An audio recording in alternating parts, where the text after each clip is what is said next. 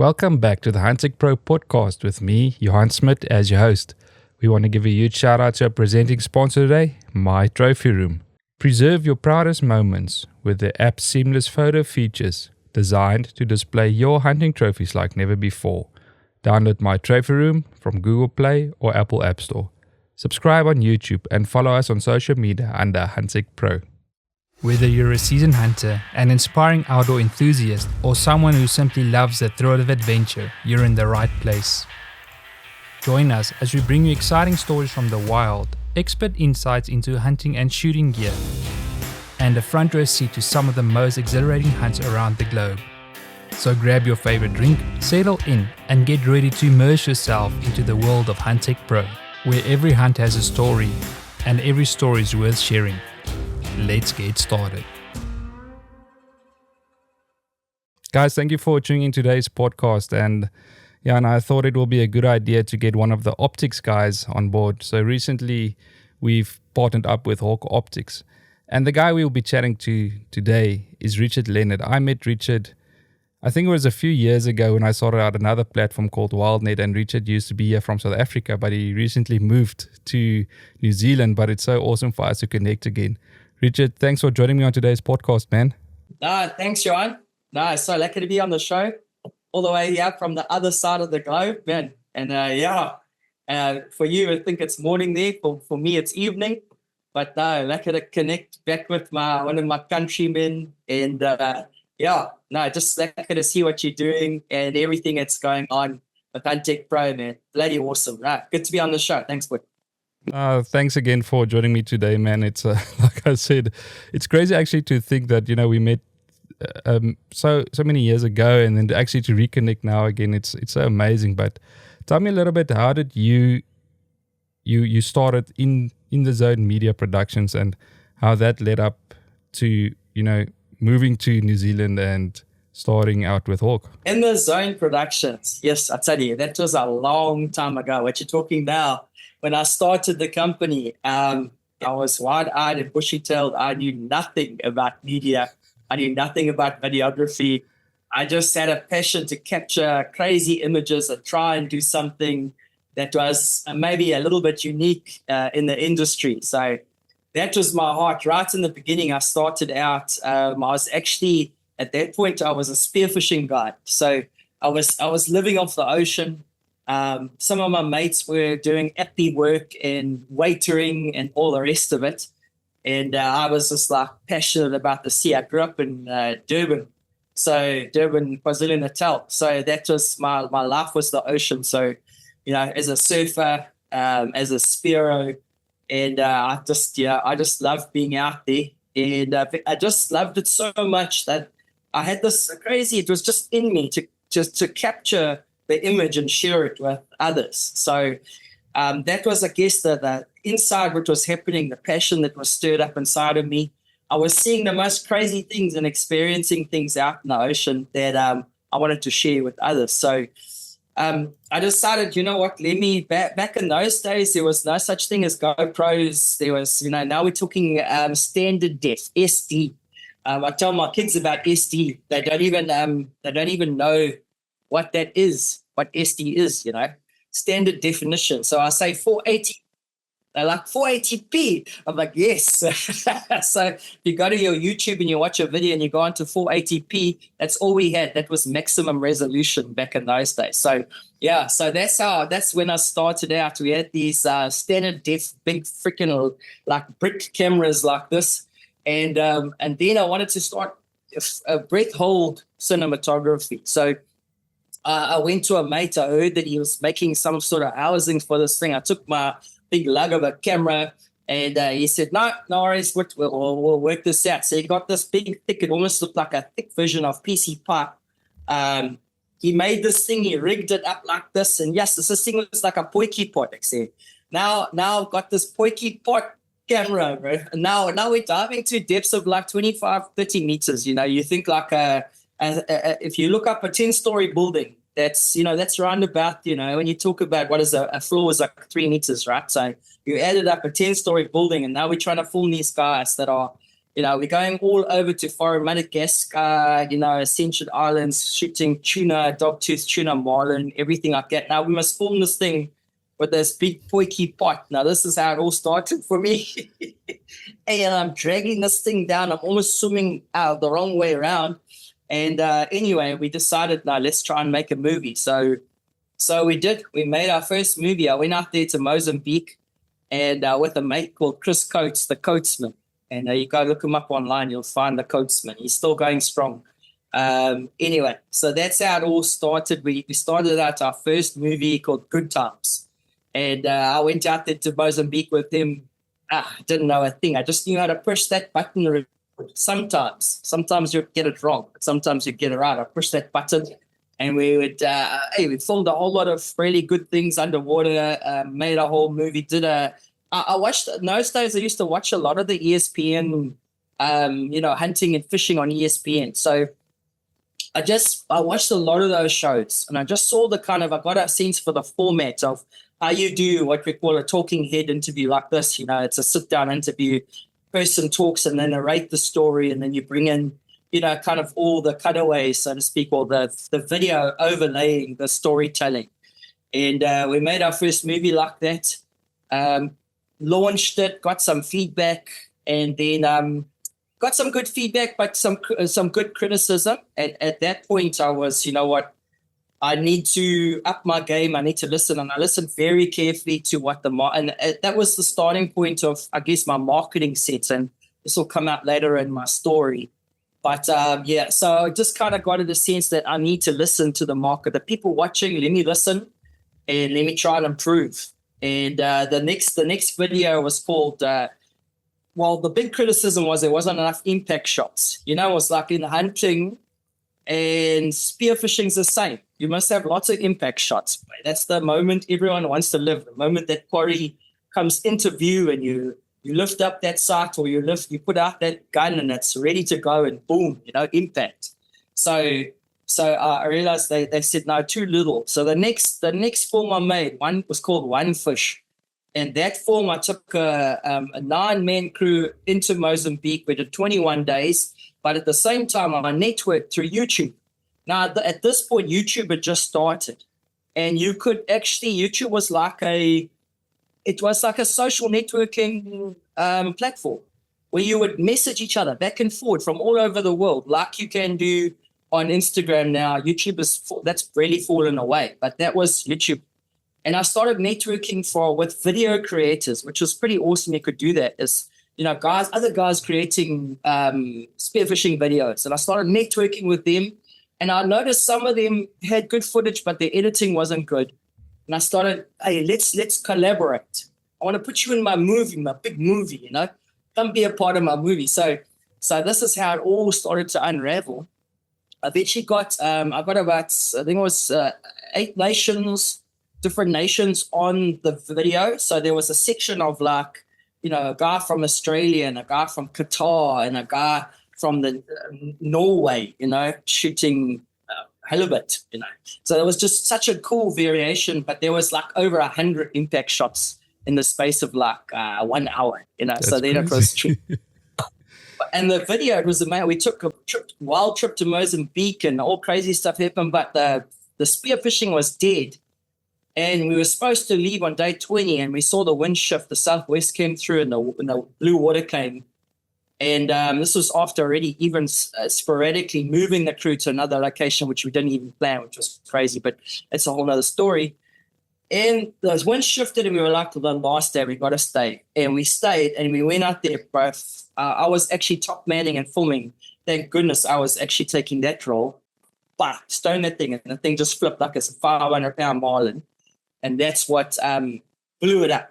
And that's where I think In the Zone really was birthed in that moment. We tried a little bit here and there, but in that moment, it was like, oh, we can do this. This can go crazy. And to make the story a little bit shorter is I ended up doing the networking thing and dreaming about a film with legends from around the world, guys who have pioneered the sport.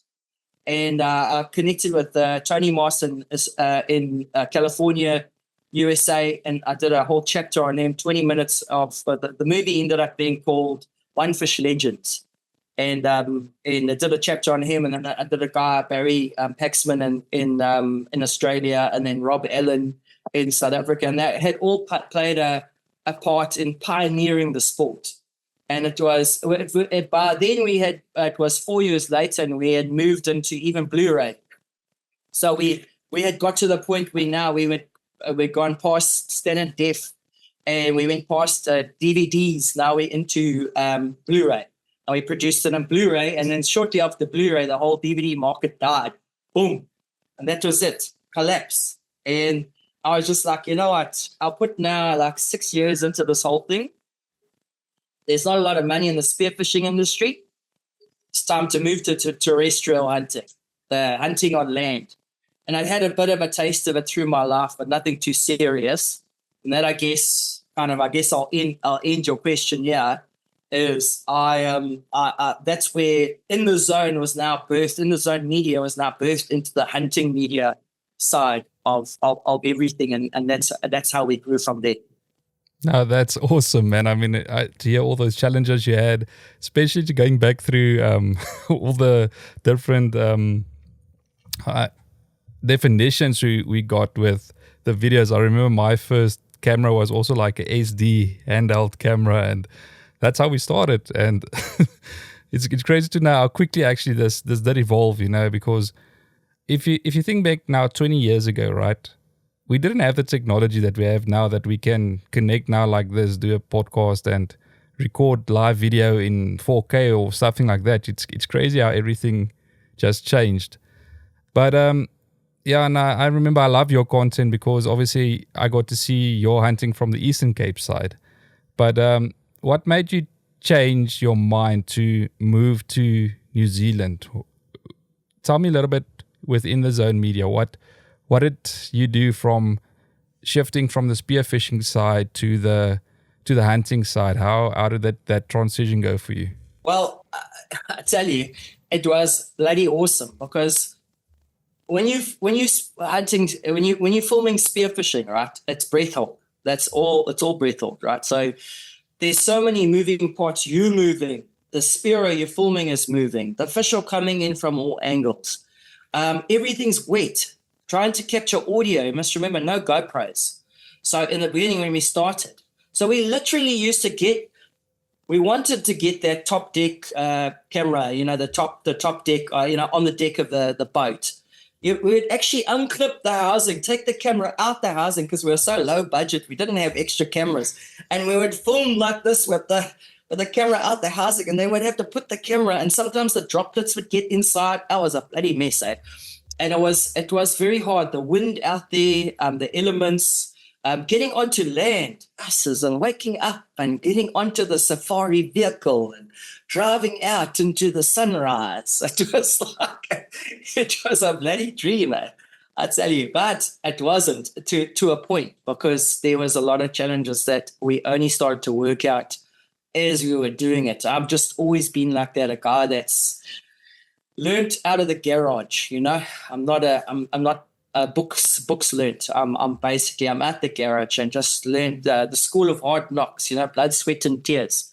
And as we started to go along, I realized I think we're going to talk a little bit later on in the interview about the challenges, so I won't jump the gun on that. But it was a very nice transition, to be dry, to not be out in this crazy ocean environment, to be hunting an animal like that generally you spotting at, spot and stalk. This was before the moments of a dangerous game, which we'll talk later on, because that presents a whole other scenario. As a cameraman, dangerous game filming is bloody awesome. It's probably one of the best things I've ever done in my life when it comes to any sort of career. But nevertheless, yeah, it was an awesome transition. As in coming to New Zealand, part of the question, at this point, when I made the decision to come out to New Zealand, I was at this point I was married, and I had I've now got 2 kids. So my boy now, David, is 12, and my girl Emma is 14. But at that point they were much younger. They were just 6 and 8. And that's when we decided. And it was just an age-old immigration decision, I think, that a lot of South Africans make is, hey, let's see if we can sacrifice what we have to sacrifice as parents to give our kids better opportunity and a better future, a safer future. And it's not all a bed of roses, but we knew that, but we thought, let's give it a go and see if we can move. And then there was a couple of options, as a lot of South Africans look at, you're looking at Australia, but, that's just full of Australians, which is, a problem. Just joking. No, I love those Australian boys as buggers. I like to play with Australia. I like to mess them around. But no, then there's Canada. I had an opportunity in Canada. Did a while, 2 months in Canada, chasing the waterfowl, filming a whole documentary TV show on the waterfowl hunting in Canada. So there was an opportunity there, but flip, it's cold, man. Hey, I thought, I can't transition from Africa to Canada. That would be crazy. And then there was the option in New Zealand. And I thought New Zealand, a lot of us end up settling in this country, and there's a reason for it. We assimilate very well into this culture. It is different. It looks very similar when you're here for a short while, but as you're here for longer, the culture, you start to realize now there's a significant difference in the culture here, but we do assimilate and get on well, and they like us a lot. I think mainly because we come here, we contribute, and we work hard, and the two go together, and we're generally pretty rustic. So we work really well here. So, that was kind of the decision. Let's do it for the kiddies. Come out here. Let's give them a better opportunity and experience a new world on this little island in the ice end of nowhere. So, okay.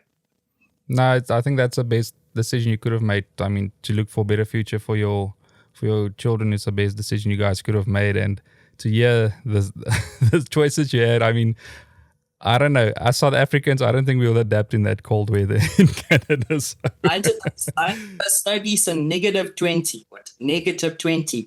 And then they told me, bring boots. I bought those, those boots that you get, the butcher's boots. We had those boots, eh? Those are not the boots they're talking about. But that's just the one day I'll put my toes, I was going to cut my toes off, bro. They were going black. Just bad. Yeah, I also got a taste of that cold last year when we ended up in Montana, man. Like I said, it's a different cold weather But yeah, man, let's talk a little bit about the challenges for capturing high quality content. I know we also know some of this stuff because we form for Huntech Pro, but what challenges did you face to transition now from spearfishing to land hunting and then dangerous game? What were the challenges that you were faced with? I think the challenges, one of them is, you've got to be in the right place at the right time. And it takes being a hunter to understand that. And it takes being a hunting videographer to understand that. So, I think, when we watch these hunting videos, on the Outdoor Channel or ESPN or wherever, when you watch these, or Huntech Pro, is when you watch all these great hunting videos, world class, then, you take for granted all the angles. You see the guy almost loading his gun, and you see him walking through the fell. Then you see him walk through the frame. Then you're seeing all these angles. As a hunting videographer, you've got to be able to, you are predicting the movement of the professional hunter, the PH, the hunter, the game. You're predicting everything, and you have to be 2 or 3 steps ahead. I used to say to my crew, 2 or 3 steps ahead. You can't even be 1 step ahead. You have to actually be 2 or 3 steps ahead. When that guy, just for instance, you want to film when he loads, just a simple thing, right? He loads his rifle. When you're filming a client, okay, and you're trying to make a production out of it like you guys do, Huntech Pro, you can't always tell the guy, oh, I missed that. Can you reload your rifle for me? And there's 1,000 of these. There's 1,000 of these little things. So now you must wait, and I tell my crew, wait. And when that guy steps out and he grabs his rifle, you must be there with the camera now, and you must be filming. And then you're ready. Now you've settled yourself, and there he goes. He loads that rifle. He doesn't even know that camera was there. Eventually, what happens is you become the invisible man if you are good enough. You become the invisible man and they don't even know you're there. but you're capturing all the shots, And sometimes there's a few things that you wanna recapture, and you get them to ask to. But I think your measurement of how good you are as a hunting cinematographer or videographer is how many reenactments you have to ask for. That will show the level of how good you are and how many angles. It's easy to be a camera. We used to call them camera jockeys. They're just like a jockey. They're just riding along the show, bro. And you just get that one angle, bro, behind the hunters. And then there's this, but there's very few, And as you start to get better, you start to diversify your angles from tight to wide.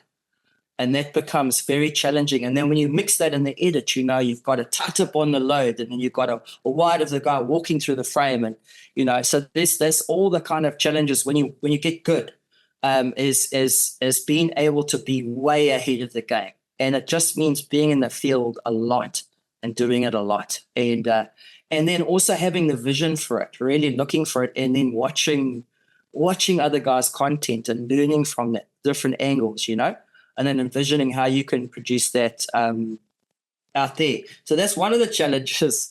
So close encounters, like we're talking about dangerous game, close encounters. It's crazy because your world becomes this big. It's that big. It's your LCD screen. Some guys have a little bit of a bigger LCD screen, right? Guys with a higher budget. But your world becomes small like this, and crazy things are happening in this world right there. And it's quite easy to be thrown off by the chaos around you. And you've actually got to lay it down. You've actually got to be willing to, it's the crazy thing, but sometimes to get the shot in some of the situations I've been in, and I'm sure you've been in your life, like the situations you're in, you've actually got to be able to you almost laying your life down for the shot. Yeah. And whatever happens.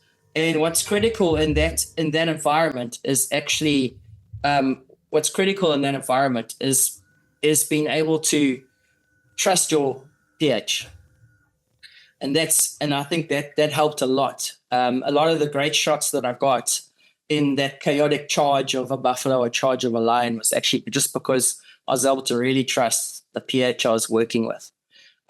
So that's some of the things, being able to be very focused, very still, and able to be confident enough to, if it comes all the way, I'm getting the shot all the way to the moment, And I can't remember the oak's name now, but I actually had a clip once of a guy who, I think it was also Johan, but he actually filmed a lion all the way to impact. It jumped on him. And it actually jumped on him. And lucky one of the shots broke the jaw on the way through. And this lion was trying to, he was out for 6 months just because of the claw holes. But luckily bite marks, and that's because the jaw was broken.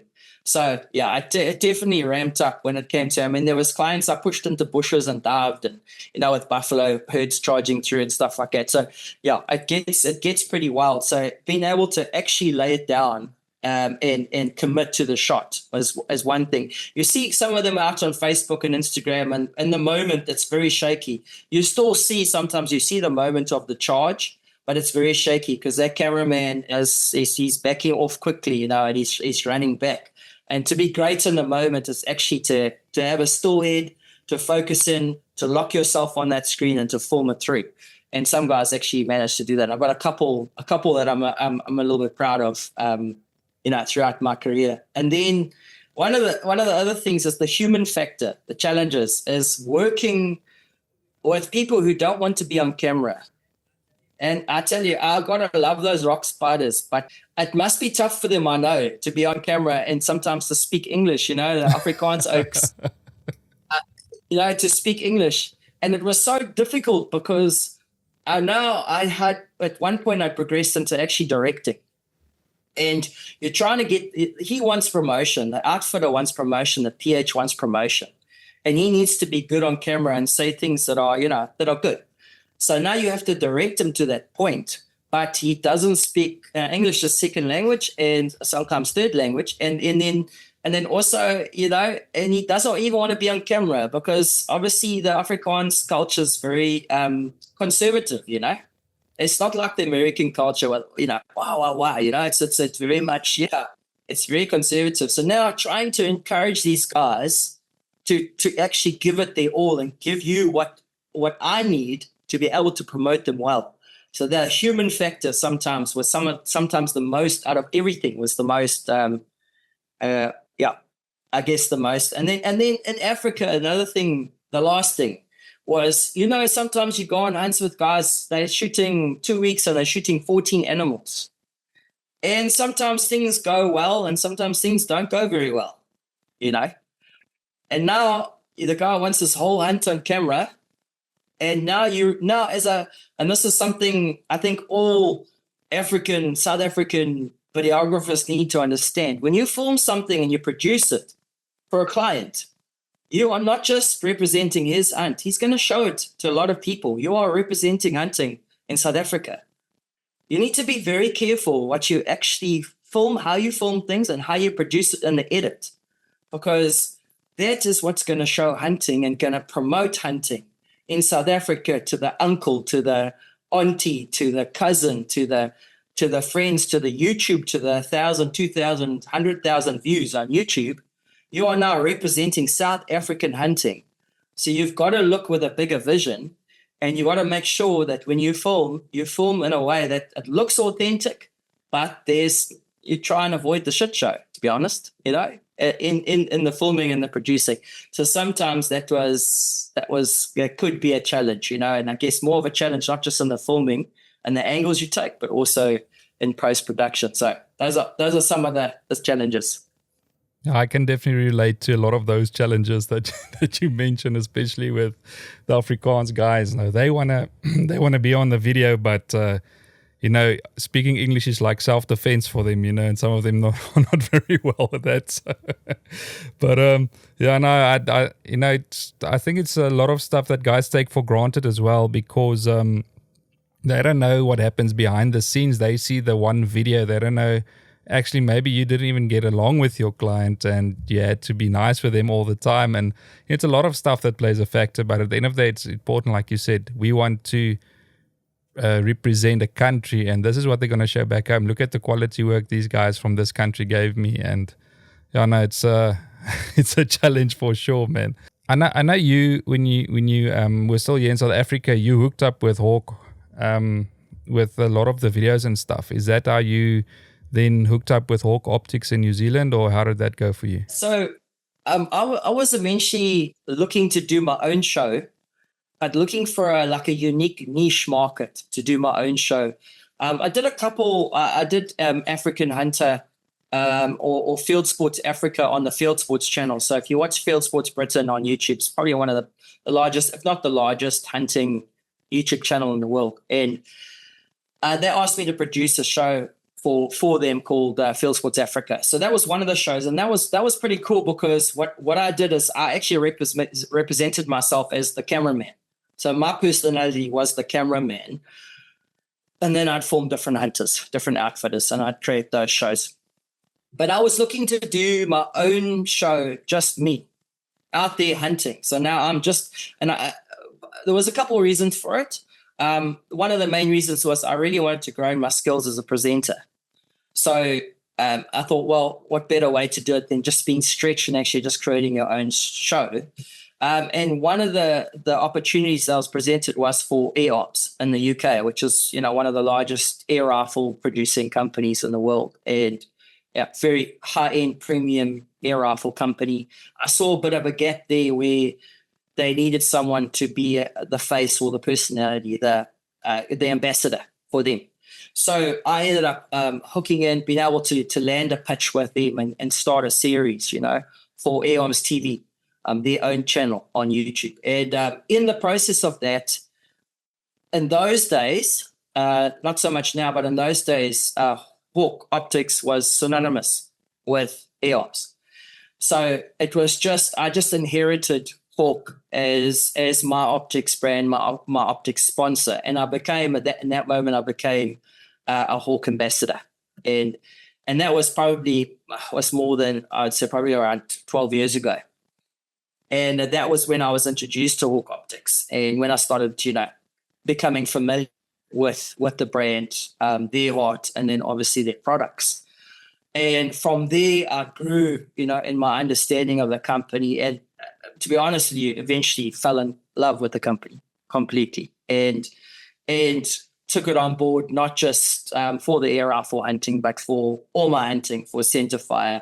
And, it eventually progressed into to sharing the products that I had, that I got from Hawke in the UK, with the guys, with the outfitters, and really started to share, the story around Hawke and the incredible quality that the brand holds. So that was really the starting point. And then at that point, I was just an ambassador. Then moving to New Zealand, what actually happened when I came here, I decided I originally studied marketing and business management.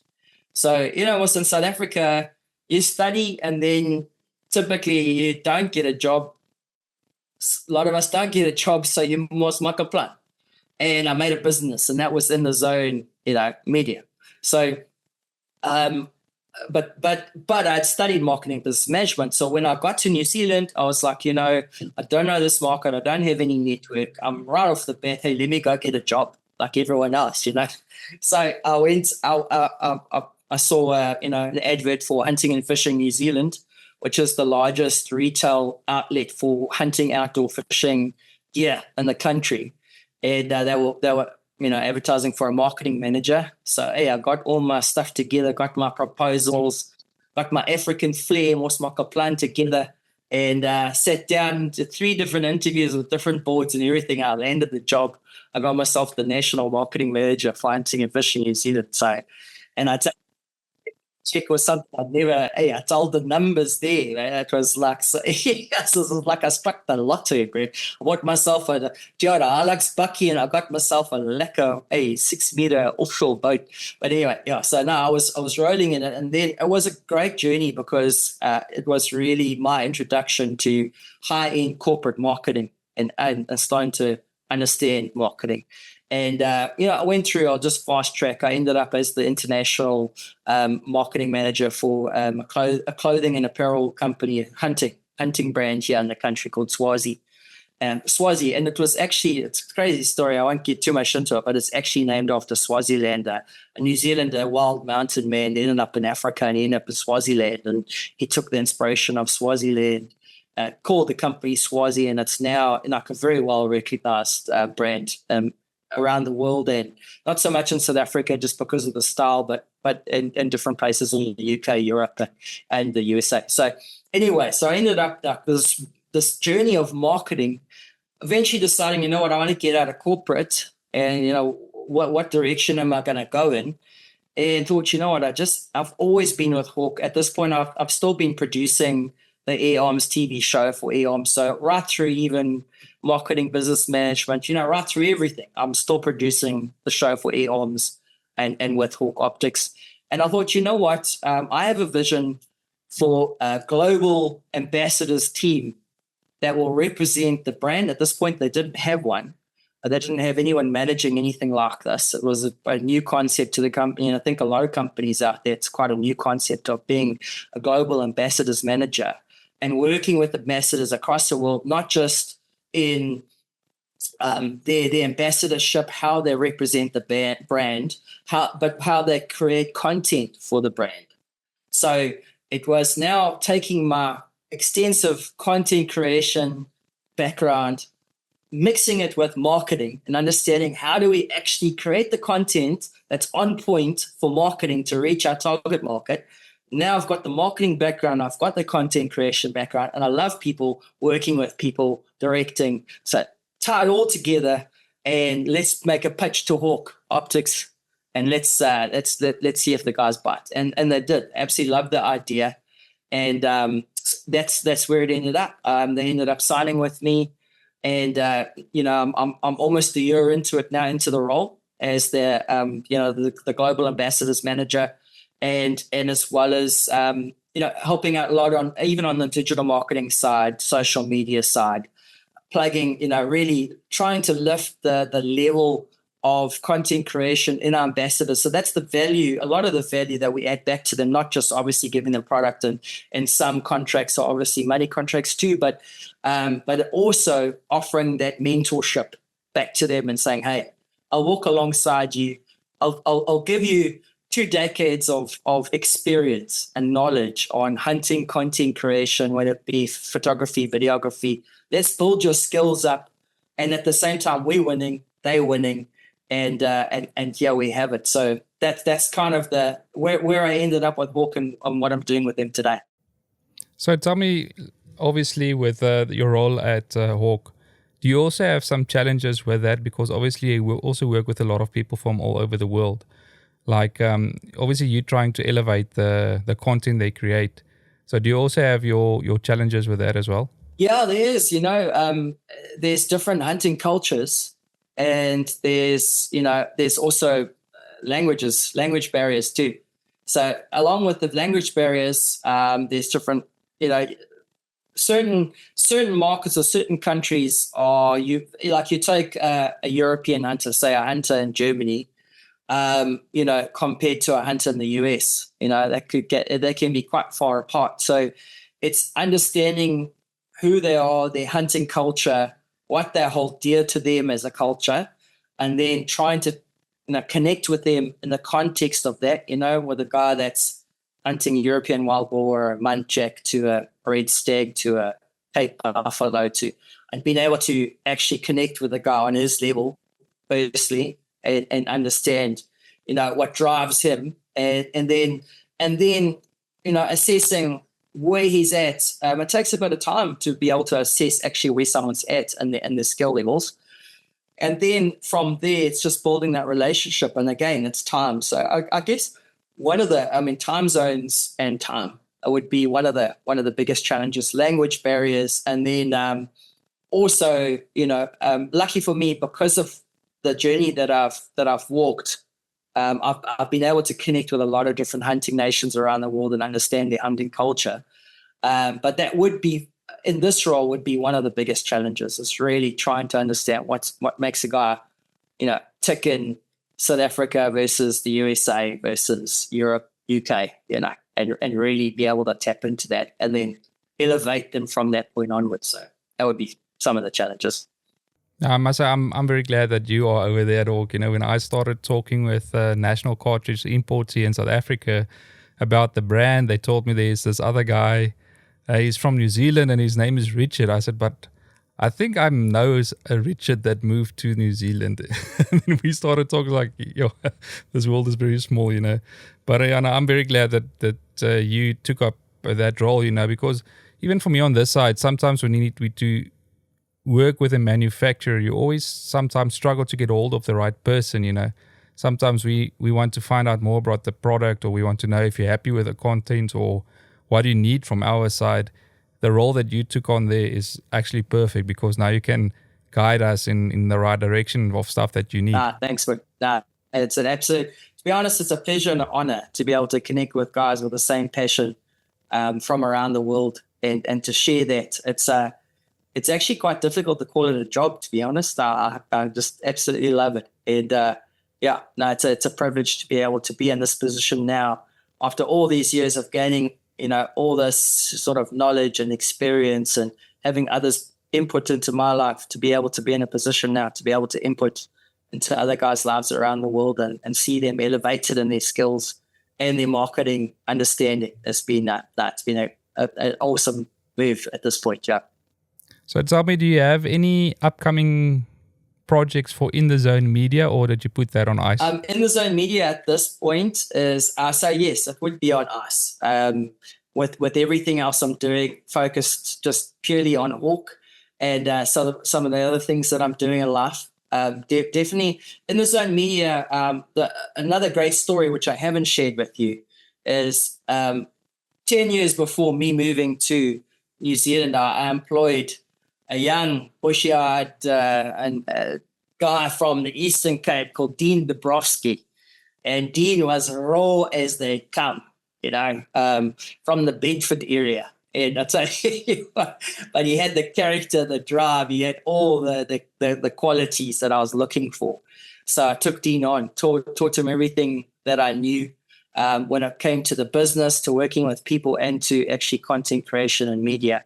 And I ended up just giving Dean the business. And, we became brothers from another mother. We really did. We went way beyond. When you're out in the bushveld with Naoki for 10 days, 20 days, and you go through what we go through in the bush, the highs and the lows and everything else in between, you tend to draw quite close together. And now we went through a hell of a lot, and we could tell a lot of stories until you get us with the captains around the fire, but we have some stories. But so Dean's actually taken over the business, and he's carrying it forward now in South Africa. So In the Zone Productions does on, and he's doing what we do, connecting with outfitters, connecting with PHs, different documentaries, TV shows, and capturing Uncle Bob's Hunt that he comes out every now and again from America. So Dean's carrying it on, and I'm carrying on with Hawke this side of the world. So do you think there will be any future collaboration options for me and you over there in New Zealand and getting you back over the side? Hey, if you want to come here, you come here. And if you are ready to walk those hills, you just come here. But because I tell you what, the hills this side are serious. Like, serious. But I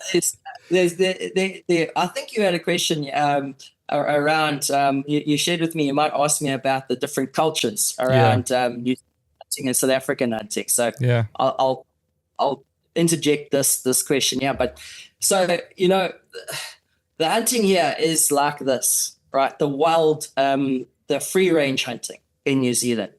It's something that's not very widely exposed, because there's two very different types of hunting here. So there's the hunting that the overseas guys come to take part in. It's high fence here. So here in this country, we call it high fence hunting. And the animals are generally premium. There's a lot of them, like if you're coming to hunt the good old famous red stag, you'll have many opportunities, and you could probably go and hunt your stag and get a stag the first morning, So there's that kind of hunting. There is also, the bull tahr, the Himalayan tahr. The tahr is, the only place in the world where you can hunt that animal. It's majestic. It's phenomenal. It's a majestic animal. That they actually call it a bull, but it's a goat. So it actually, it should be a billy, but because it's so majestic and that massive mane, and they're so tough, and they just, they're beasts, they actually call them bull, bull tahr. And then I think the hunting's made a little bit easier, that you can secure your animal within a 4 or 5 day hunt, and you can take a chopper. The chopper will drop you off close, and they'll get you close. You won't have to do too much. But if you were just, like a bulltong hunter, as we say in South Africa, you live off that your dream is that big kudu bull, right? That big black warthog with the tusks, and you're after that warthog, and so that guy here is a guy that you drive to the public land, we call it dock land, Department of Conservation land. And it's just mountains. And it's about, some of them, it depends on the size. The one here, the Tararuas that I hunt in, it's over 100,000 hectares. Actually, no, sorry. Stand correct, it's 200,000 plus hectares of just wild, open country. And then they've got some huts that are placed around. And you've got you're talking and crazy elevation. So you're talking, the last hunt I did now, 1,500 meters of elevation and 6 kilometers. So 6 kilometers as the bird flies, but 1,500 meters of elevation. And then you're hunting free range, and no licenses at all, and no limits. Go and shoot whatever you want, however many you want. Go and just do it. And if you got the balls to go up there and shoot it and carry it out, then you go and do it. And the reason for that is all the animals here, all those animals, the deer species, the tahr, and a lot of other species are all considered to be invasive animals. They're pest animals. In this country, the original, the animals, I suppose, the bigger animals, was the moa, which is like probably 3 times the size of the ostrich. And then there was the horse eagle, which is the largest eagle in the world.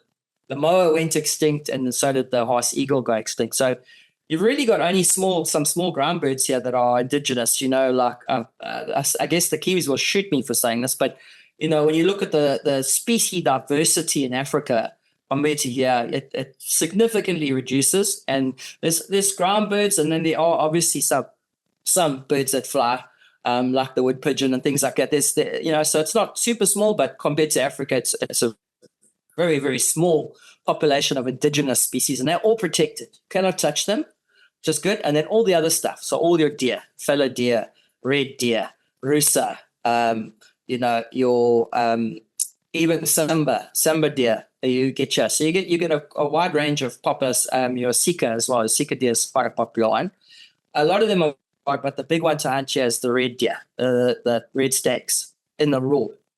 And if you haven't experienced the raw, I tell you what, it's just insane. Like the raw, to me, the first time I went on my first raw hunt and I heard that thing roaring as it's coming closer, and we're roaring it and it's coming closer. You would have seen this kind of hunting with elk hunting in the States with bugling.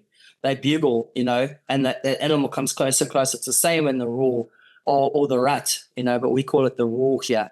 And those animals, and you've done so much work to get up there. Some of these spots, the spot I went to, my first hunt, 9 days out there, it took us 2 days. It's 2 days just to walk into that, of crazy hemorrhoid producing country, I don't know about that. I did just say that.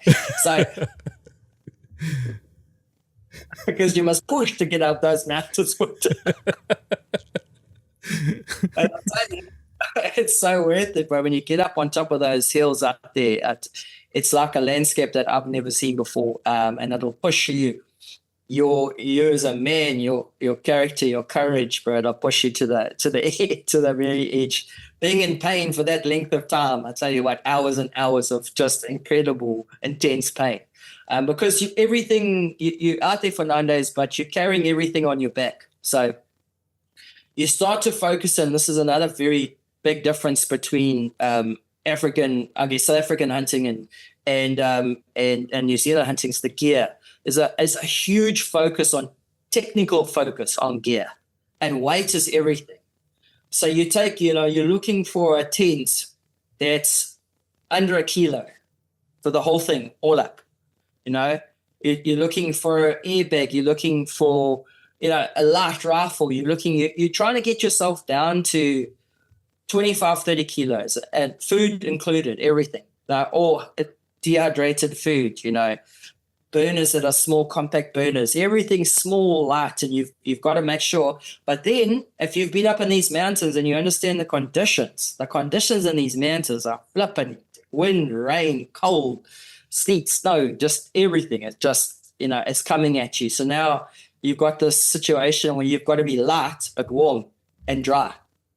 So, it's just like a bit of an oxymoron trying to figure that whole thing out. And you get all your gear together and you try and get yourself, and I tell you what, I think the last pack I got down to 30 kilos. 30 kilos up those hills like this, where you can touch the mountain there. Touching it there. Now and you get up that little copy there and you think lekker, and then you go, oh, shit. There's another one. And another one, and another one. So yeah, I tell you that it's not for the faint of heart hunting. Yeah, and then to top it all off, if you go, you were talking about hunting 370 class, red stag when you go out on the farms, but you're not even gonna find a 170 class. Like in the wild, the disparity between the size and the high fence properties and in the wild is like night and day. That's why no one actually knows much about free range hunting in New Zealand, because those stags, the achievement is really it, but the head you can get some nice heads, but they're not these things with big spikes everywhere. You like to get a 12-pointer is a massive achievement, a 12-pointer, in the dockland. And that's okay. So that's just red stag hunting. And you talk about bull tar hunting, and then you look at South Island, all those islands on the south that are, steep shale, rocky, and snow. So that's a whole nother. When you start to go bull tar in the south, it's just and free range. Oh, now you're on a whole nother level altogether. So yeah, so that's the difference of hunting. So South Africa, but I would still, to this day, I mean, I love that hunting. It stretches me. If I was going to pick a hunt in this world today, I will go there to the Limpopo, and I will, in the Mopani bushveld, and I will track that buffalo. Because I tell you, out of all the hunting that I've experienced in the world. So I will say, big difference, amazing, majestic, but sure, being on the sport of that buffalo, it's just like that to me is that, and the close encounter, and to hear them and to smell them, that they're still to this day the best type of hunting I think I've ever experienced. So yeah, I've that smell. It's you're still busy on the track, and the next moment you smell that fresh, almost like a cow smell, the dung. And the next moment you look around, you're standing between a herd of 40 or 50 buffalo, and then okay, I'm in the shit now. But that's part of the uniqueness of hunting buffalo in that manner. It's like, I think, like I told a lot of guys to hunt buffalo. I would prefer it in Limpopo in the thickets, because that's more the rawness of the hunting. To hunt them in those thickets, you can't get a better experience than that. Yeah, 100%. What I love it, when the pH gets down there, and he pulls the feces, the poop, and he feels the warmth, and it's cold. And then the tracker goes, 1 kilometer, boss, 1 kilometer. And you're like, But the cold poop, you cannot tell how far they are. Only the warm poop can tell you how far they are. The cold poop cannot tell how far they are. Because they did that poop half an hour ago, and they went to sleep 20 meters over there. The number of times that happened to us, they're like, no, they're far. And then we're just trapping, and I'm like, ready. Because I'm like, hey, at any moment, and there they jump, boom. The herd jumps up there. That poop's gone cold, but that thing is like now 30 meters, right? That's it. What is your thoughts on where hunting content is heading? That's an interesting question, eh? Look, from what I've seen in New Zealand and what I see starting to emerge in the States is high-end cinematography. So very much along the lines of DSLR, looking to capture what Hollywood would capture with their big, $2 million, $3 million cameras. Just that very high-end depth of field, cinematic kind of look.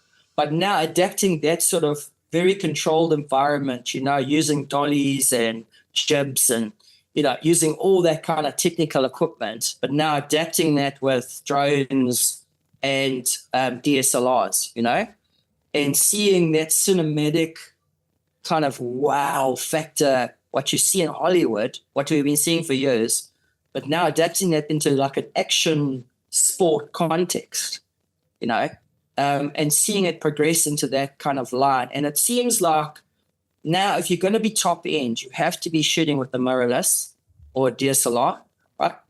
And you have to obviously know how to use a drone better than a good old aerial shot, starting to adapt your drone to become, a dolly, like the camera on the train tracks. You always see the train tracks and that, like the dolly shot, with your subject, trees or something passing between you and your subject, a real kind of cinematic feel. And then the jib shot of a drone coming down, circling, I see we always used to go for it when we were filming with drones with animals, rather than the animal shot of the at the back of the animals, and you're chasing the herd, you're chasing that herd. You actually come in alongside them, and you see that those muscles working, you see that animal working and running.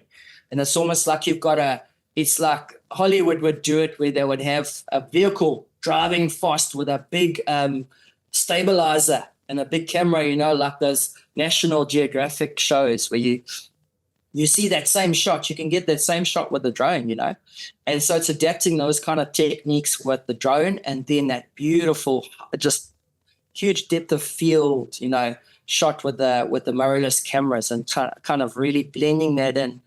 And I think I'm starting to see, and you can correct me if I'm wrong, but moving away, I even see in the States, they're moving away from that very high-end, high-energy presenter-driven style, that wow, to more like a very kind of poetic, dialogue, image-driven, very melodic, beautiful, just beautiful, feeling, So I see a lot of it kind of moving that way. And I see that in the States and I see that in New Zealand. It's crazy how it's just the style here. It's almost like becoming a norm, that style in New Zealand. I don't know why and how it took off here. I think it was a couple producers. There's 2 shows that are actually on mainstream TV here. And you don't see high-end, like hardcore hunting shows on mainstream TV in South Africa because it's taboo. We hear that hunting's not taboo. It's just taking care of pests. So it's amazing. And TV1 here, you can get, the hunters, the Hunters Club, So I think those kind of guys have been really pushing the boundaries in this country. In South Africa, we see it a little bit starting to come out where most of the guys are still sticking to that mass-produced, kind of what's just been going for years and years, which is good to watch. There's nothing wrong with it at all. But I think it'll be nice to start to see them starting to progress. So if you follow guys like Kuyu, which is probably, I'd say, one of the largest hunting apparel clothing brands in the world today, probably the largest, I would say, and then Sitka as well. Those are 2 companies that are founded by both the same person. Have a look at their social media, have a look at their media, and you'll start to see that style starting to come through. And I think a lot of people are turning and going, wow, that's something powerful, and it'll be nice to see if everyone starts to actually move towards that style. I love it, right? Because it just makes everything look like, wow, and that's how it should look, man. When we're out there and we get to experience that with our eyes, the wow factor, it'd be great to be able to capture it that way. So, yeah. Now, same on our side, we always try to, be better than the last video and better than the last post. But it's great to capture more of the cinematic type of style the guys are going for lately. I also like that a lot. And it helps our market tremendously because we capture our passion through that, so that we can show, okay, this is part of my passion. This is part of what I'm proud of. And that's why I want to share it with the world and to show them what beauty this side of the country also has to offer. And then you can't you can't replace a great character. That's the other thing, is just every now and again you come across a great character. There's just who that person is so damn entertaining. And then you could put a GoPro on that person, and that's just like, that's just going to crack it, And you think of the guys who did mostly GoPro, like J.E. Wilds, in New Zealand. He's become, globally famous. And, you think of different guys who, they GoPro'd it up, and managed just because of their character. So there is that reality TV style too, that has its merits. That is great too. So, yeah. Do you have any advice for aspiring hunting filmmakers? Yeah, I think, like myself, if you're passionate about it, just chase it hard, just go for it. Don't let things hold you back, when I got my first outfitter, I said to him, hey, just take a chance on us. We're going to come and film for free with you. And then we're going to make a couple productions, a nice TV series for you on YouTube, And old Nico Els from, he took a chance on us. And to this day, I'm still mates with the guy. And we produced, I still look back at those videos that I produced there and I'm like, how the hell did we pull that off? But we just chased it hard, man. We just went for it. And we didn't allow, people to say, you don't have the equipment or you don't have the knowledge or, you don't have the experience over the years. Just chased it hard. And sure enough, I did bang my head against the wall a couple of times. But, man, we learned some great lessons doing that, couple fails here and there, couple missed impact shots, try and along the way. But as long as you're willing to chase it hard, to learn from your mistakes, to humbly take feedback from people, to put aside the pride and to actually humbly just take it on board, learn from it, and chase after it. Man, you can only win at the end of the day with that recipe. And then do it lots, be out in the field. When it comes to hunting cinematography, we have an incredible opportunity in South Africa because the guys come out for big hunts, 7 days, 14 days. They're taking, anywhere from, normally 7 animals, 14 animals. And it's like, there's nowhere else in the world. There is nowhere else in the world where you can be in that hot spot of needing to film the impact shot as many times as you are in South Africa, and how you grow from that, because as we talked about it earlier, you can have a great story, but if you botch up the impact shot, it devalues your whole media product. So you've got to 50%, like a big concentration needs to be on how you capture that impact shot and do it well. Good slow motion, good vapor trail if you get lucky to get that. Still on the camera if you're a freehold cameraman, get yourself in a position to be able to film steady with no shake, no scar grass animal, You got to work all those things out, I was so damn hardwired. I had to work hard at it. I was hardwired with my adrenaline factor and who I am as a person. In the beginning, I probably had about a 70%, and I had to build 70% as a no shake, and I had to build myself up. I never wore earphones. Some people will want to wear earphones. I felt it dulled my senses a bit, so I never wore earphones. I eventually taught myself to stay steady, at that 90-95%. So, but you got to be out there doing it a lot. And then the other one would be learn from others, put the time in. Generally, guys that are hardwired, that want to be out there, that are the actionmen, cameramen, a lot of them I would find wouldn't actually do the research. And the research is fun because it's watching YouTube videos and watching Instagram reels but that's actually research. So the more you start to watch, and then when you watch it, if you watch it from a videographer's perspective, so I do this as a terrible habit now, even when I'm watching Hollywood movies, like, big productions, I'm watching the angles and the sound and the storyline and the mix, I'm watching all those things, production, cameraman, I'm absorbing all that, The first time we actually started to revolutionize our sound. Sound was one of the big things that we actually started to step ahead of the rest, was we started to implement sounds. We would put a whole layer of even just bird sounds into a production, a whole layer to keep your sound consistent, because you're different environments, but are when different things happening. Put one layer of that environment sound, so we'd capture sound environment at the place we're at. So we're in the Kalahari, capture sound environment, good sounds, the birds, everything, and we'll put that layer in. Now we got a consistent sound. Gunshot, another thing. I might be giving away too many secrets here, but I'll give you one. What do you want to hear after the gunshot? Do you want to hear that, right? You want to hear that? What did that sound like? That, is it hollow? Is it solid? You want to hear that in the video too. But when you hear that sound in natural, it only comes later, after the impact. You see the impact, but then you only hear the sound later. But then it's weird in the video.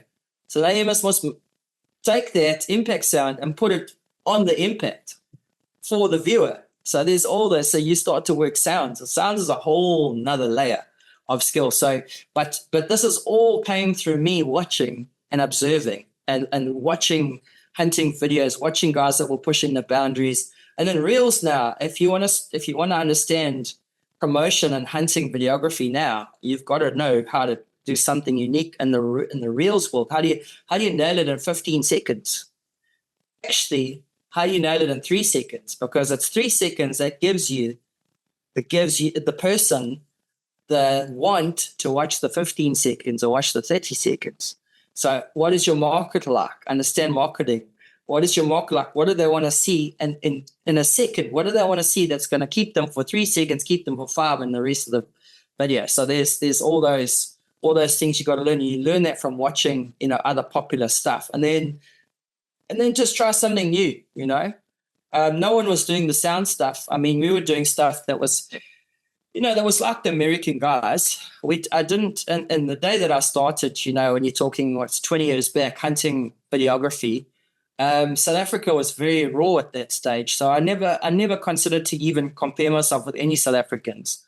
I was always pushing towards, in those days, the States were really pushing the boundaries. So I was like, okay, what are they doing? And I'd have a look at that.